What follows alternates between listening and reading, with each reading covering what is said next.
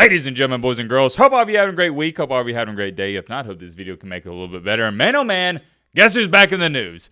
I do not make this up. You can't make it up. It just happens. Shadur Sanders. But this time, it's some bad news. I can already see the comments, and before you write them, I'll say it myself. I know we've been talking about them a lot. However, there's been a lot going on with them. Where we last left off is we were talking about the quarterback battle that was about to ensue. A little foreshadowing, we'll get to that in just a second, between Shedeur and no other than Dillon Gabriel. Remember, Gabriel, he was hurt. He didn't play against the Panthers. Shedeur had a really good performance against the Panthers. There's been a lot of buzz around him. Is he potentially going to get a chance to compete for a starting job? Is he going to move up the depth chart? All that nice stuff. Fast forward time into today, Wednesday, as when I'm speaking and making this video, here are the stats for all the quarterbacks in practice. Flacco, 6 for 13, 0 touchdowns, 0 interceptions. This is the one that's going to stick out to you. Sanders, 0 for 0. You see that correctly. It's not a misprint. He got 0 reps. Of course, 0 touchdowns, 0 INTs. Pickett, 5 for 6. Gabriel, yikes, 6 for 19. That is abysmal, to say the least. I know he had 2 touchdowns, but that is a terrible completion percentage. And then you got old Huntley, 3 for 4. But everybody and their mama was saying, wait a minute, hold on. Why isn't Shedeur getting any reps? The reasoning for that is because earlier in the practice, he suffered what they're labeling as a quote-unquote oblique injury. I'm going to read this report off word for word. This is from Ian Rappaport. Browns quarterback Shadur Sanders injured his oblique in practice today early on and will be evaluated. That may take him out of the next preseason game, the latest in a string of Cleveland nagging quarterback injuries. I'm going to show you the video footage right here. This is of Shedeur warming up for the practice today, and yeah, you can tell something's not right. He looks extremely uncomfortable. He's, I guess, what would you say that? Grabbing around the oblique area. He's even showing one of his teammates. He's like, man, I don't feel so good. And I'm going to continue to talk over and roll this video clip. But the bottom line is he wasn't comfortable and he let some people know about it. So they decided to sit him out. Here's my immediate question. I don't want to sound ignorant when I say this, but I've just never had an oblique injury. How does this happen? Because this isn't something you see all the time. Is this something where he could have tweaked it? Like I said, don't call me dumb or whatnot. Could he tweak this rolling around in bed when he's sleeping? Is it something he did outside of football, or did he do this warming up? I have no idea. If you have any information or you think you may know, fill us in the comment section. Is this one of those things that could have been lingering around where he's been practicing so much and he just keeps tweaking it to the point where now it's just out hurting him? I did do some digging and research on oblique injuries, most of them around 1 to 3 weeks, so it's not like he's going to be out for the season or anything like that. But here's the big dilemma. If he misses this game against the Eagles, yeah, they are playing the Eagles, right? Yeah. Playing the Eagles at 12 p.m. Central Time, and I was really looking forward to, number one, reacting to that game, giving you guys my reaction to the Dillon Gabriel and Shadur Sanders quarterback battle. But now if he's not going to be playing in that, is there even a point of making a video? I don't know. Let me know in the comments. But like I was saying, if he does miss this game, that's going to affect his chances of potentially not winning the starting quarterback job, because they're going to give that to Flacco, but moving up the depth chart, being like QB3, QB2. Because right now, QB4, not looking good, Chief. And I don't want to hear anybody say, oh, well, Matt, it's the preseason. Who cares if he missed the preseason games? Dude, this is going to be, I hope y'all understand this, Shedeur's only opportunity to prove himself. He is not going to play in the regular season. It is not going to happen. If you are QB4, a lot, and I mean a lot, has to happen for you to even come close to sniffing the field. I think you get my point. These preseason games are important, and he needs to go out there and play. If he's hurt, he doesn't, but you get where I'm going at with this. These are almost like resume building performances and games for him. I have been following the situation very closely since this happened, and it's looking like they're actually labeling it as he is quote-unquote unlikely to play. Regardless of whether or not he plays or not, this injury, it is a minor setback, but for the sake of this video, we'll do a hypothetical. Let's say he doesn't play. We'll also say Gabriel's healthy in this hypothetical. He goes out there, plays the first 2 or 3 quarters, and he goes 14 for 21, 200 passing yards, 2 touchdowns, 0 interceptions, or even 1 interception.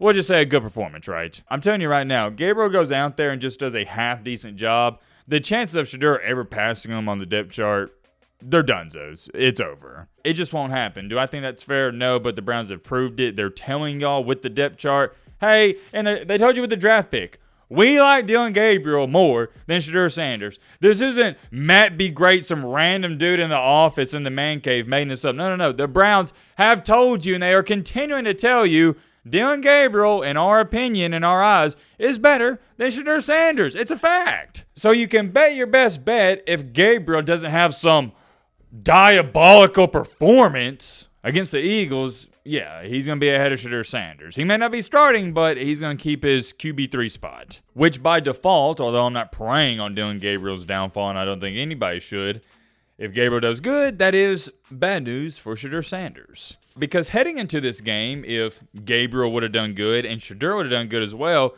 we'd have a legit conversation on our hands. And the Browns, they'd have somewhat of a problem because you can't just say, oh, yeah, well, Gabriel, he did really good, because then you got to throw in there, well, yeah, I mean, Shedeur's right there with him. They're 1A, 1B. But if Shedeur doesn't play, you can't have that argument. Let's talk about this, though. What if Sanders doesn't play, Gabriel goes out there, and he lays an egg? Just like this stat line right here in practice.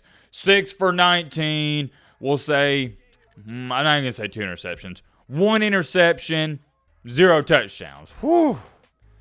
That's where things get even worse for the Browns. Because think about this. If Sanders does not play, sure, he can't help himself, but he also can't hurt himself. That's the catch and key with all of this. He may not be able to improve his value to the Browns, but they can't hold anything against him. They can't say he played bad in this game. If Gabriel does awful in this game, I'm asking you guys, does that prove Shadur Sanders is better than him to the Browns? Does that prove that Shadur Sanders should be ahead of him on the depth chart? I'm not too sure, but here's what I do know. Everybody's going to be tuning into this game, even if Shedur's not playing, and they're going to be comparing Gabriel, how he's holding up against the Eagles, versus Sanders in his first preseason game against the Cardinals, against the Carolina Panthers. Let's take a look at this tweet. A grade 1 oblique strain usually takes 1 to 3 weeks to heal. A grade 2 strain takes about 3 to 6 weeks to heal. And a grade 3, I was confused. He put train. He should have put strain. Takes about 3 to 6 months to heal. I don't think it's that severe. Probably just a grade 1.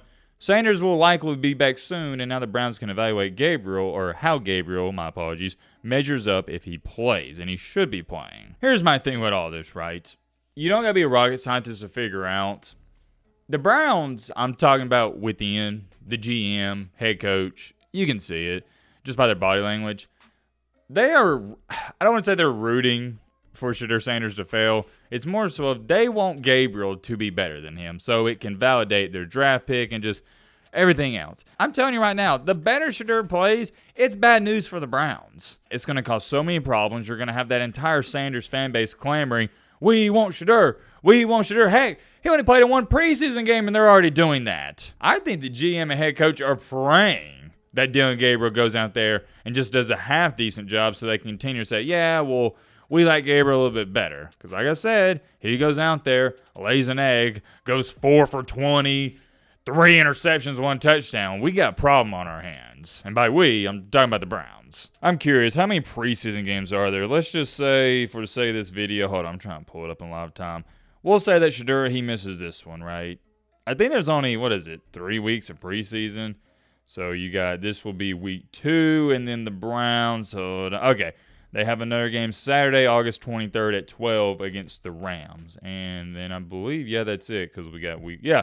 So after this, wow, there's only 1 game left. For some odd reason, I thought there was 4 weeks, but there's only 3 weeks of preseason. All right, yeah, that definitely makes things more interesting. If Shedeur sits out this week, he only has 1 game left to prove himself. And I don't think that's large enough sample size to persuade the front office that he is potentially going to be the franchise quarterback. Although the fan base, they love Shedeur. They want Shedeur to play right away. I mean, you both know, not going to happen. This is common knowledge, but I'm going to say it. When you don't have many opportunities, and they're limited opportunities at that, that makes every single one that much more important. For example, if you're a rookie quarterback like Cam Ward, and you have the entire regular season to prove yourself, that's 17 weeks. So you got a large room for error. Whereas if you're Shadur Sanders, you're probably only going to play in the preseason. You only got 3 weeks. Now it's looking like you're only going to have 2 weeks, 2 games, not even full games. You're only playing 2 or 3 quarters to prove yourself. I don't advocate for athletes playing through an injury. That's just dumb. It can cause much worse problems in the future.